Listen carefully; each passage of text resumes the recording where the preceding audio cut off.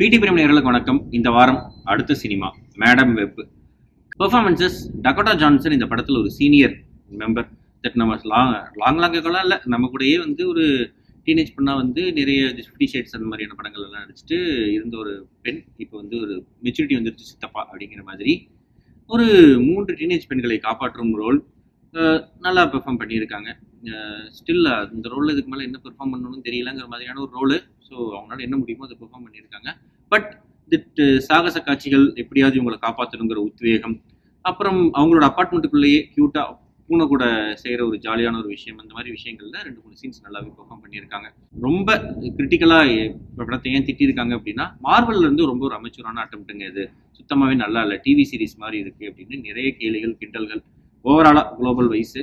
சரின்னு ஒரு லோ எக்ஸ்பெக்டேஷனோட தான் படத்தை பார்த்தோம். அந்த அளவுக்கு சீ இல்லை அப்படிங்கிற அளவுக்கு தான் படம் இருந்துச்சு. ஏன்னா படம் ஆரம்பிக்கிறப்போ ஒரு ஸ்டேஜிங், அதாவது ஒரு பிரச்சனை, அந்த பிரச்சனைலேருந்து ஒருத்தர் தப்பிக்கிறாரு, இவங்களுக்கு என்ன ஆச்சு, ஸோ திரும்பி நீ வந்து அந்த மரகத கல்லோட எடுத்துட்டு வந்தாதான் உனக்கு மாணிக்கம் கிடைக்கும் அப்படிங்கிற மாதிரியான ஒரு ஒன்லைனாக இருந்தாலும் அதை எந்த அளவுக்கு சுவாரஸ்யமாக கொண்டு போக முடியுமோ கொண்டு போயிருக்காங்க. ஆனால் நம்ம CW சேனலில் பார்க்குற ஒரு டிவி சீரீஸுக்கு என்ன மாதிரியான ஒரு மேக்கிங் இருக்குமோ அந்த அளவு மேக்கிங் தான் ஒரு படத்துக்கே இருக்கு.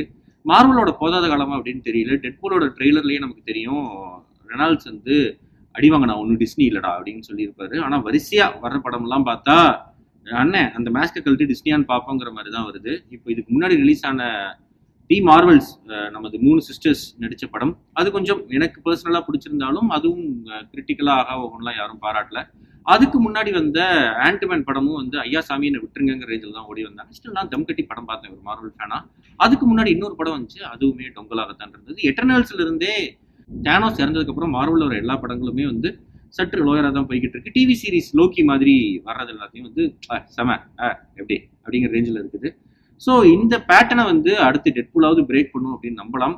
ஜூலை மாதம் படம் வருது. பெர்ஃபார்மன்சஸ் தாண்டி ஸ்கிரிப்டா இதில் என்ன வீக் அப்படின்னு நம்ம யோசிக்கிறோம் அப்படின்னா, படம் வந்து ஒரு கட்டத்துக்கு மேல நகரவே இல்லை. ஓ உங்க அப்பா யாரு, சரி உங்க அப்பா பத்தி சொல்லுங்க, சரிம்மா நீ சும்மா இருக்கே நீ உங்க அம்மாவை பத்தி சொல்லு அப்படிங்கிறப்ப 3 பேரும் சொல்றாங்க, நாங்க எங்க 3 பேத்துக்கு யாரும் இல்ல, சித்தி நீங்க தான் பாத்துக்கணும் அப்படின்னு சொல்றதுக்காக ஒரு எபிசோடு, அதுக்கு ஒரு 20 நிமிஷம் போர்ஷன். அவங்க போய் பார்த்துட்டு வர்றதுக்குள்ள இவங்க போய் சோறு திங்க போயிடுறாங்க. சோறு திங்க போறப்ப வில்லன் வராருன்ட்டு. இதெல்லாம் ரொம்ப பழைய ஸ்கிரிப்ட். எஸ்ஜே கிளார்சன் நினைக்கிறேன், அவங்களை வந்து Dexter, anatomy of a scandal மாதிரியான டிவி சீரீஸ்ல எல்லாம் அவங்களை பார்த்து பழகின ஒரு டைரக்டர்.